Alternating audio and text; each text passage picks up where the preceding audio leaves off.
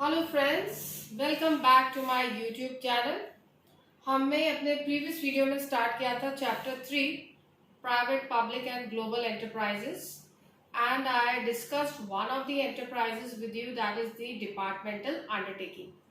Today in this video we will discuss the second form of enterprise, that is your public corporation, also known as statutory corporation.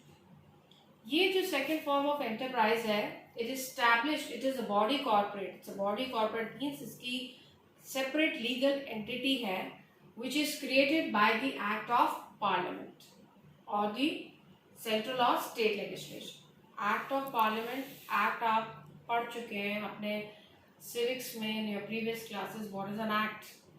A bill is drafted. वो bill जो है लोकसभा और राज्यसभा से पास होता है और जब उस बिल के लिए कंसेंट दे देता है प्रेसिडेंट, वो हमारी बन जाती है एक्ट. तो ये जो सेकेंड फॉर्म ऑफ एंटरप्राइज है पब्लिक कॉर्पोरेशन, ये पार्लियामेंट की एक्ट के द्वारा बनाई गई है.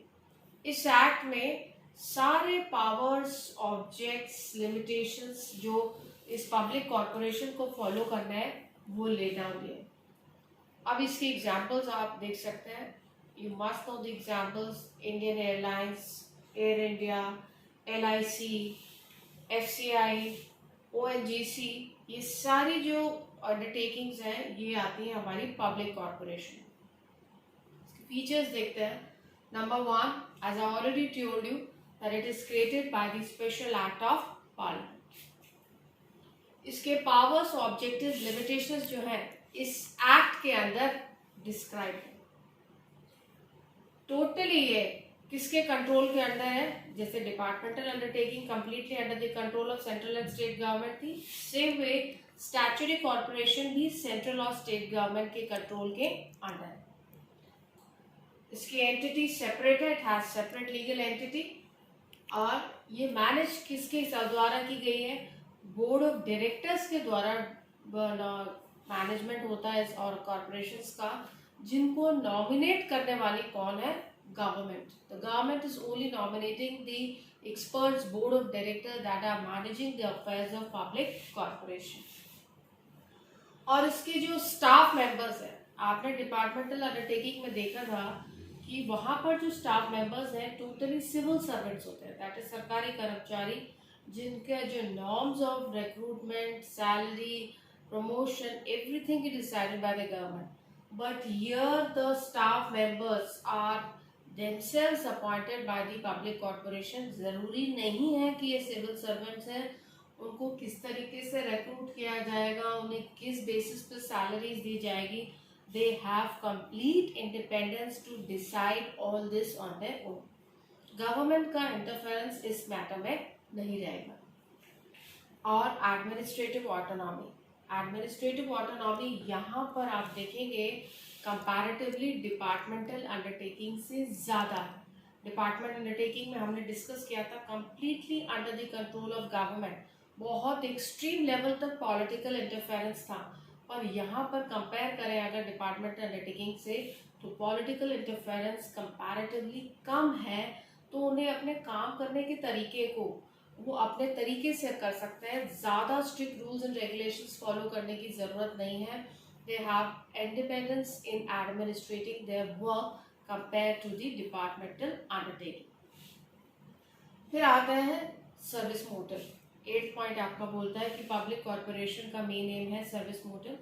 किसी भी पब्लिक सेक्टर एंटरप्राइज के अगर हम बारे में बात करें तो मेन एम यहाँ पर सर्विस मोटिव है, दैट इज आम जनता के सर्विस देना ही इनका मेन मोटिव है. और जिस तरीके से डिपार्टमेंटल अंडरटेकिंग अपने अफेयर्स के लिए अकाउंटेबल है, दैट मीन्स उनके अफेयर्स को ओपनली डिस्कस किया जाता है पार्लियामेंट में, क्योंकि उनकी जवाबदारी आम जनता की तरफ है. सेम वे स्टैट्यूटरी कॉर्पोरेशंस के भी अफेयर्स को पार्लियामेंट में डिस्कस किया जाएगा, विच इन टर्न दैट मीन्स जो भी इनके एनुअल रिपोर्ट्स होंगे, जो भी इनके एनुअल वर्किंग होगी, उनके अफेयर्स को रखा जाएगा और उन पर ओपन डिस्कशन किया जाएगा पार्लियामेंट में. अकाउंट्स जो हैं पब्लिक कॉर्पोरेशन के ऑडिटेड के accounts are compulsory required to be audited and they are basically audited by the controller and auditor general of India. अब आप पूछेंगे controller auditor general of India कौन है? Controller and auditor general of India is an auditor that is appointed by the president, जो audit करता है सारे receipts और पेमेंट्स को गवर्नमेंट के अकाउंट्स की, और उसकी जो पोजीशन है एक सुप्रीम कोर्ट के जज के बराबर है। That means whatever the auditing he's doing in a proper strict manner. इनका टेन्योर 65 years की एज तक रहता है और इस सुप्रीम कोर्ट के जज की पोजीशन के बराबर इनकी पोजीशन मानी जाएगी। So they do strict auditing with the affairs of the government accounts. अब आते हैं हम merits of public corporation. Let's see the first merit, administrative autonomy. ये पॉइंट बोलता है कि पब्लिक कॉर्पोरेशन जो है अपने अफेयर्स को ज़्यादा इंडिपेंडेंटली, ज़्यादा फ्लेक्सिबली मैनेज कर पाती है कंपेयर टू डिपार्टमेंटल अंडरटेकिंग, क्योंकि यहाँ पर जो top officials, top ministers, political interference comparatively कम है as compare to the departmental undertaking. वो अपने रूल्स एंड रेगुलेशंस बना सकती हैं, काम करने का तरीका अपने तरीके से अपना सकती हैं, और मिनिस्ट्रियल इंटरफेरेंस है but to a limited extent. Decisions, ये देखिए हमने पढ़ा था एक डीमेरिट डिपार्टमेंटल अंडरटेकिंग में कि सबसे मेजर प्रॉब्लम डिपार्टमेंटल अंडरटेकिंग की है that they are suffering from the problem of red tapism. Red tapism means delay in decision making. Quick decisions जो कि टाइमली चाहिए लेने के लिए वो नहीं ले पाते, क्योंकि वहाँ पर बहुत ज़्यादा प्रोसीजरल डिलेज थे, बहुत पेपर वर्क था। बट स्टैट्यूटरी कॉर्पोरेशन जो है इस प्रॉब्लम से परे है। दैट मीन्स यहाँ पर एज सच बहुत ज़्यादा पेपर वर्क, फाइल वर्क या फॉर्मेलिटीज जैसे डिपार्टमेंटल अंडरटेकिंग में है वैसी नहीं है। इसके कारण से वो टाइमली डिसीजंस ले पाते हैं, which is essential for the growth of any enterprise. तीसरा पॉइंट आपका बोलता है service motive. Obviously, all the public sector enterprises are working in the public interest. Their main motto is welfare of public. Efficient staff, ये मैं बताया मैंने आपको, यहाँ पे जो भी स्टाफ अपॉइंट किया जाएगा सिविल सर्वेंट नॉर्म्स पर नहीं अपॉइंट किया जाएगा। इनके खुद के रूल्स एंड रेगुलेशंस होंगे अपॉइंटमेंट के। जो भी सैलरीज, वेजेस डिसाइड की जाएगी ये अपने हिसाब से डिसाइड करेंगी। प्रमोशन यहाँ पर हार्ड वर्क के बेसिस पर डिसाइड किया जाएगा। That means there is a direct link between effort and reward. जो जितना ज़्यादा एफर्ट डालेगा, जितना ज़्यादा अप्रिशिएबल वर्क करेगा, उसको उसके अकॉर्डिंग ही अवार्ड या रिवॉर्ड दिया जाएगा, जिसके कारण लोग मोटिवेट होंगे अपनी अच्छी सी अच्छे सर्विसेज देने के लिए। दैट मीन्स यहाँ पर जो प्रमोशन है सीनियरिटी के बेसिस पर नहीं डिपेंडेंट है, यहाँ पर प्रमोशन डिपेंडेंट है हार्ड वर्क ऑफ एम्प्लॉयज पर। सो attractive salary wages can be provided by public corporation. और मैनेजमेंट, मैंने आज आपको बताया कि मैनेजमेंट किसके हाथ में रहता है, बोर्ड ऑफ डायरेक्टर्स के हाथ में रहता है, और ये सारे प्रोफेशनल एक्सपर्ट्स हैं जिनको अपॉइंट करने वाली कौन है, गवर्नमेंट। अब हम आते हैं demerits of public corporation.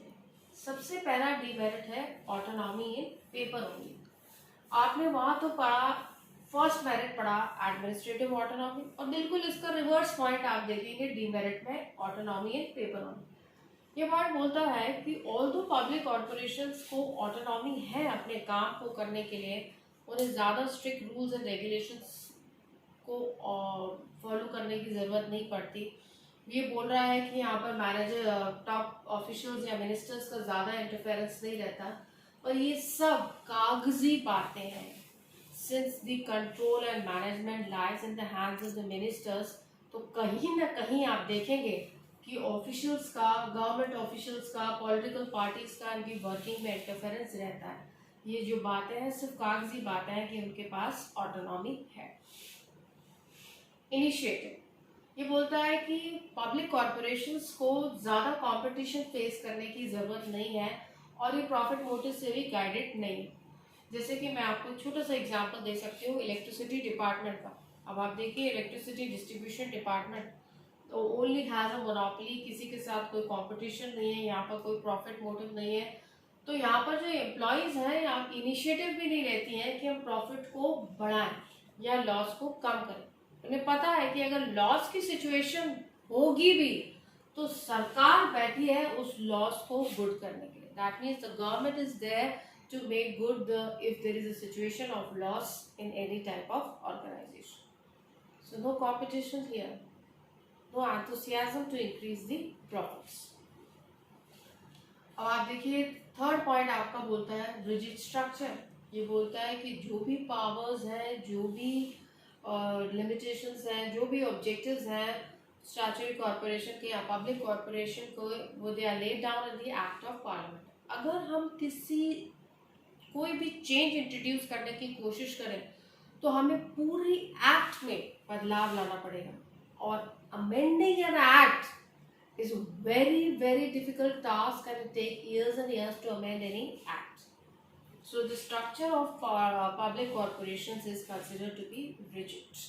Making changes is very difficult task in any act laid down by the parliament. आपका आता है next point is your unfair practices. ये बोलता है जो गवर्निंग बॉडी मीन्स जो बोर्ड ऑफ डायरेक्टर्स है पब्लिक कॉर्पोरेशन के, वो कई बार अनफेयर ट्रेड प्रैक्टिसेस में इन्वॉल्व होते हैं. Unfair trade practices means they are getting themselves involved in various types of corrupt practices. जैसे बहुत ज्यादा हाई प्राइस वो चार्ज करते हैं अपनी इनएफिशिएंसी को कवर करने के लिए. जैसे कि आपको मैं एग्जांपल के तौर पे बता सकती हूँ, electricity department to cover up their efficiency they start charging high price from the general public. अब हम आखिरी पॉइंट पर आते हैं, सूटेबिलिटी की. पब्लिक कॉर्पोरेशन कहाँ पर सूटेबल है? Number 1, where undertaking requires monopoly powers. Monopoly means कोई और किसी के साथ कॉम्पिटिशन नहीं है. Example is your electricity distribution department. Number 2, where undertaking requires special powers defined by the Act. Example के तौर पे मैं आपको बताऊं, ONGC, oil and natural gas commission. सिर्फ इनके पास पावर है कि जमीन खोद के वो तेल निकाल सकते हैं. That means they have their special powers which can not be enjoyed by any other corporation. Undertaking requires regular grants from the service, regular grants from the government. ऐसी तरीके की अंडरटेकिंग जिनका मेन मोटिव प्रॉफिट नहीं है, service motive है, तो definitely इनके पास इतना पैसा नहीं है जो अपने वो काम को तरीके से चला सके. इस केस में इन्हें सपोर्ट की ज़रूरत है. और वो सपोर्ट कैसे मिल रहा है? गवर्नमेंट के द्वारा ग्रांट से. And at the end scroll it, number 4 point, where undertaking requires appropriate combination of public accountability and operational autonomy. That means they have features of both private and public sector. Public accountability means आम जनता की तरफ आपकी जवाबदारी है, तो यहाँ पर किसका फीचर आ गया? पब्लिक सेक्टर का.